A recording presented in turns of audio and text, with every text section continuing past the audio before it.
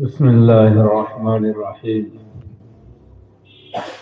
باب قول الله تعالى ونضع الموازين القسط ليوم القيامة আল্লাহ তাআলার বাণী যে কিয়ামতের দিবস আমি ন্যায় বা ইনসাফের দাঁড়িপাল্লা রাখব। কিয়ামতের দিনে আল্লাহ তাআলা ন্যায় এবং ইনসাফের যে দাঁড়িপাল্লা, সেখানে মানুষের আমল সমূহ ওজন করা হবে। আমরা এই দুনিয়াতে যা করছি বা যা বলছি, এগুলো সব কিয়ামতের দাঁড়িপাল্লা রাখা হবে এবং সেটা ওজন করা হবে। যদি আমাদের সৎ আমল, সৎ কথা, তার পাল্লা ভারী হয় তাহলে সে জান্নাতে যাবে, আর যদি অসৎগুলো ভারী হয় তাহলে জাহান্নামে যেতে হবে। এর জন্য আল্লাহ তাবারাক তাআলা মাপকাঠি রেখেছেন, দাঁড়িপাল্লা রেখেছেন। সেটাকে বলা হয় মিজানুল কিসত। ওয়া আন্না আমালা বানি আদমা ওয়া কাওলাহুম ইউজান, এবং আদম সন্তানের আমল এবং তাদের কথাগুলোকে ওজন করা হয়। আমাদের কাজ এবং কথা কিভাবে ওজন করা হবে? সাধারণত ওজন তো করা হয় কোনো পার্থিব জিনিসকে, কোনো বস্তুকে, যেটা ধরা যায় বা দেখা যায় বা ছোঁয়া যায়। কিন্তু আমল তো এমন জিনিস যেটা একটা গুণ হয়ে শেষ হয়ে গেল। এরকমই আমাদের কথাগুলো।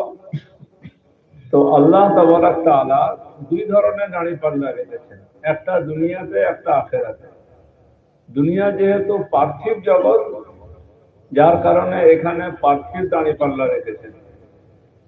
আর আখিরাত যেহেতু আধ্যাত্মিক জগৎ, রুহানি জগৎ, আমলের ফলাফল পাওয়ার জায়গা, তো সেখানে আমল ওজন করার জন্য সেরকমই আধ্যাত্মিক বা আভ্যন্তরিক দাঁড়িপাল্লা রেখেছেন।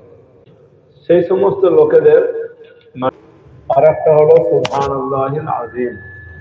সুবহানাল্লাহি ওয়া বিহামদিহি মানে আল্লাহ পাক, আল্লাহ পবিত্র, সমস্ত দোষ থেকে মুক্ত।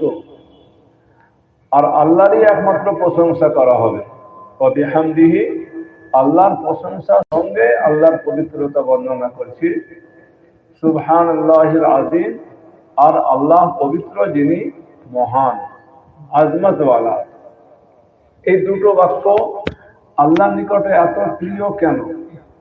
যদিও খুবই বলতে সহজ, খুবই হালকা, তো এর যে এত ভারিত্ব, এত মর্যাদা, এই মর্যাদাটা শুধু শব্দের কারণে নয়, শুধু যে মুখে উচ্চারণ করে দিলাম এর জন্য নয়।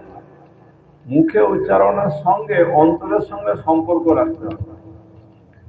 অন্তরের সঙ্গে সম্পর্ক, যখন আল্লাহকে পেয়ে যায় মানুষ, তখন একবার যদি আল্লাহ বলে, সুবহানাল্লাহ বলে, তার মধ্যে এত ওজন, এত বেশি ভারিত্ব আর মর্যাদা হয়ে যায় যে আসমান, জমিন এবং দুনিয়ার সমস্ত দৌলতের থেকে বেশি তার মূল্য হয়ে যায়। কিন্তু শর্ত হচ্ছে কি? আল্লাহকে পেয়ে বলা। যে আল্লাহকে পেল না, সে যদি পুরো কোরআন পড়ে নেয়, তবুও তার অন্তরের মধ্যে কোনো প্রভাব বিস্তার করবে না, যদি সে আল্লাহকে না পেয়ে থাকে। এই পৃথিবীর মধ্যে সব থেকে মূল্যবান বড় জিনিস কি? হ্যাঁ, না, ইনি বলছেন তো মোবাইল। দেখুন, জিজ্ঞেস করুন। তিনি আমাকে মোবাইল দেখিয়ে বলছেন মোবাইল সব থেকে প্রিয় জিনিস। প্রিয় জিনিস মোবাইল, তবে কি? এনাকে জিজ্ঞেস করো না। আল্লাহ সব থেকে মূল্যবান বড় জিনিস কি? আল্লাহ। যে আল্লাহকে পেয়ে গেল সে সবকিছু পেয়ে গেল। আর যে আল্লাহকে পেল না, সে যদি হাজারটা মোবাইল পেয়ে যায়, স্মার্টফোন আছে কিনা তোমাদের কাছে? রাখো না, তাহলে তোমাদের কিছুই পেলে না। কি বলো? না, যে আল্লাহকে পেল না সে কিছুই পেল না। আর যে আল্লাহকে পেয়ে গেল সে সব পেয়ে গেল। আল্লাহকে কিভাবে পাওয়া যায়? আল্লাহকে পাওয়ার রাস্তা কি? আল্লাহকে পাওয়ার রাস্তা, আল্লাহকে কেমন, আল্লাহকে আমি চিনি, এর পরিচয় কি? যে আমি আল্লাহকে জানি, কি পরিচয়? আল্লাহকে পাওয়ার রাস্তা হচ্ছে আল্লাহর কিতাব আর আল্লাহর নবী সাল্লাল্লাহু আলাইহি ওয়াসাল্লামের সুন্নত। সুন্নত মানে জীবন পদ্ধতি। এই যে বুখারী শরীফ পড়া হচ্ছে, এটা কি? এটা সুন্নত। সুন্নত মানে ওই সুন্নত না যেটাকে আমরা দু চারটাকে গুনিয়ে রেখে দিই, মিসওয়াক করা সুন্নত, কুল্লি করা সুন্নত, শুধু এতটুকু না। সুন্নত মানে হচ্ছে জীবন পদ্ধতি। পুরো জীবন যাপন কিভাবে আমি করব, তার নিয়ম বিধান, তাকে বলে সুন্নত। সেটা হাদিসের মধ্যে আছে। আর কিতাবুল্লাহ, আল্লাহর কিতাব কি জন্য এসছে? আল্লাহর পরিচয় করাতে। যদি কেউ আমাকে জিজ্ঞাসা করে আল্লাহ কে, আল্লাহ কেমন, আল্লাহ কত বড়, কি থেকে হয়েছে, সবের উত্তর আল্লাহ পাক কোরআন পাকের মধ্যে দিয়েছে। মক্কার মুশরিকরাও জিজ্ঞাসা করেছিল না? মক্কার মুশরিকরা আল্লাহ নবী সাল্লাল্লাহু আলাইহি ওয়াসাল্লামকে, যে দেখো আমরা যাদেরকে পূজা করি, যাদের আমরা উপাসনা করি, তারা তো কেউ মাটির তৈরি, কেউ পাথরের তৈরি, কেউ হয়তো পিতলের তৈরি। তুমি যে আল্লাহর উপাসনা করো, সে আল্লাহ কিসের তৈরি? তো আল্লাহ তাবারাক তাআলা নবী সাল্লাল্লাহু আলাইহি ওয়াসাল্লামকে বললেন, তুমি ওদেরকে উত্তর দাও যে আল্লাহ এক, আল্লাহ অমুখাপেক্ষী, আল্লাহর কোন জন্ম হয়নি, আর আল্লাহ নিজে কাউকে জন্ম দেয়নি, আর আল্লাহর কোনো সমকক্ষ নাই, আল্লাহর কোনো সমকক্ষ নাই। কুল হুয়াল্লাহু আহাদ আল্লাহুস সামাদ লাম ইয়ালিদ ওয়া লাম ইয়াকুল লাহু কুফুয়ান আহাদ। তুমি বলে দাও যে আল্লাহ এক, আল্লাহুস সামাদ, সে অমুখাপেক্ষী, সে কারোর মুখাপেক্ষী না। দুনিয়ার সমস্ত জিনিস, সমস্ত ব্যক্তি বড় থেকে বড় শক্তিশালী হলেও যদি কেউ সারা পৃথিবীর রাজত্ব নিজের আয়ত্তে এনে নেয়, তবুও সে মুখাপেক্ষী। সে কিছুদিন পরে ওই মুখাপেক্ষী অবস্থাতেই মরে যাবে, দুনিয়া ছেড়ে তাকে চলে যেতে হবে। কিন্তু আল্লাহ তাবারাক তাআলা সমাদ, সমাদ মানে অমুখাপেক্ষী, কারোর মুখাপেক্ষী নয়। লাম ইয়ালিদ, সে জন্ম নেয়নি, ওয়ালাম ইউলাদ, আর তাকে জন্ম দেওয়া হয়নি, ওয়ালাম ইয়াকুল লাহু কুফুয়ান আহাদ, তার কোন সমতুল্য, তার কোন সমকক্ষ, তার কোন সমান কোন ব্যক্তি বা কোন জিনিস, কোন অস্তিত্ব নাই। তাহলে আমরা বলতে পারবো তো আল্লাহকে, আল্লাহ কেমন, কি বলো? যদি কেউ আমাদের প্রতিবেশীরা, দেশের প্রতিবেশীরা, যাদেরকে আমরা অমুসলিম বলি, তারা যদি জিজ্ঞাসা করে যে তুমি তো পুরো বুখারী শরীফ পড়ে নিলে আর কোরআন শরীফও মাশাআল্লাহ পড়ে নিয়েছো, আল্লাহ কেমন, কি একটু পরিচয় করাও, কি বলবে তাকে? হ্যাঁ, কি বলবে? ওরা তুমিও মাদ্রাসায় পড়ো, তুমি জানতে পেরে যাবে, তাই বলবে? কি বলবে?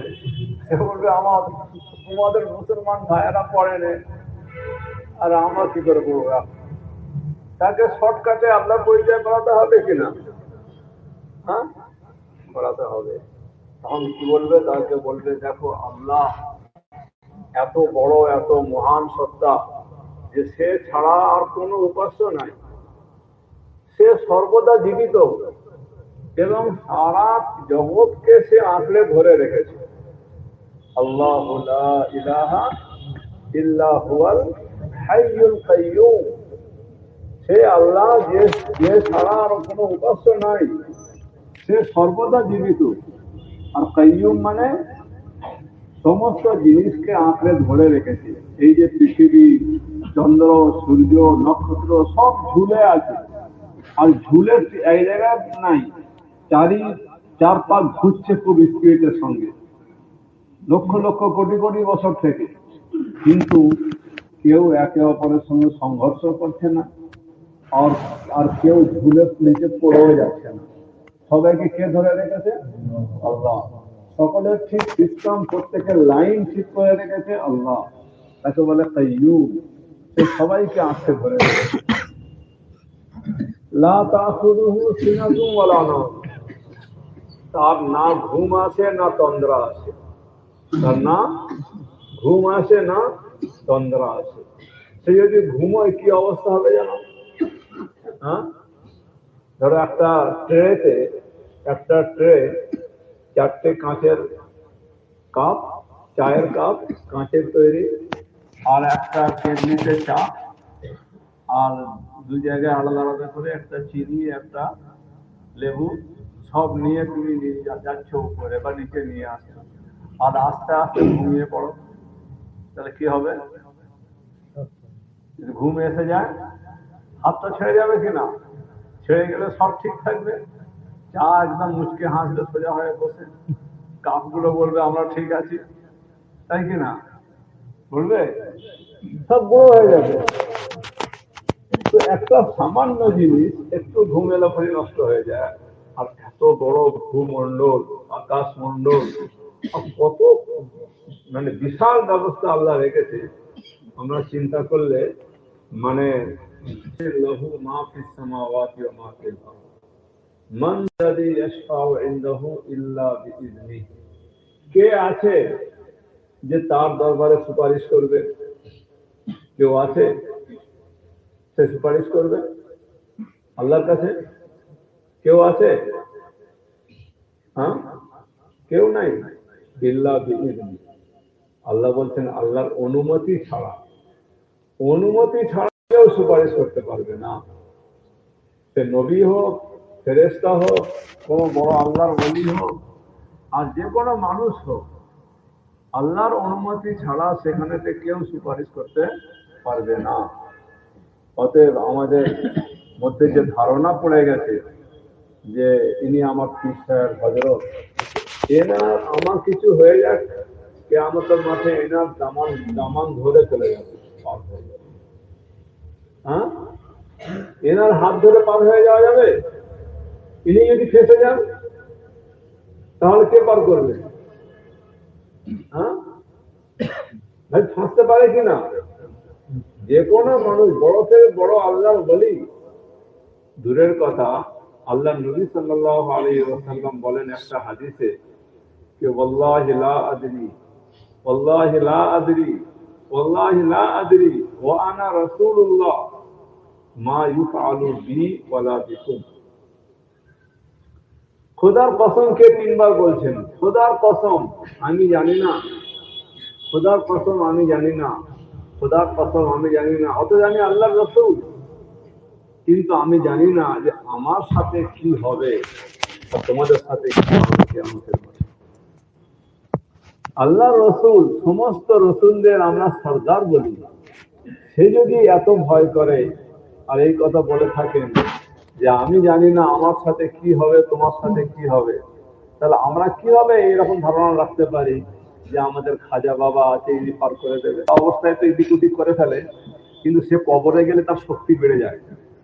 হ্যাঁ, ওই জন্য বিভিন্ন মাজারে গিয়ে দেখবে, কবর যেখানে বড় বড় ইয়ে করা গম্বুজ ফুটফুল করা আছে, তার ওই মাথার দিকে একটা বড় লাঠি ঝুলছে, তার মতো আঁকড়া দিয়ে। তাতে দেখবে প্রায় কয়েক হাজার খালি চিঠি লেখা আছে, কাগজে চিঠি লেখে আর ওতে গেঁথে দিয়েছে। কলকাতা যেতে পারো, কলকাতাতে যে কোনো মাজারে গিয়ে দেখো, হযরত নিজামুদ্দিনের মার্কাজের পাশে যে মাজারটা আছে সেখানে গিয়ে দেখবে, পানিপথে অনেক মাজার আছে, সেখানে গিয়ে আমি চোখে দেখেছি, আর সেই পর্দাগুলো একটা করে পড়ে দেখেছি। সব তো পড়ার টাইম নেই, সব পড়তে গেলে কমসে কম 1 মাস লাগাতে হবে।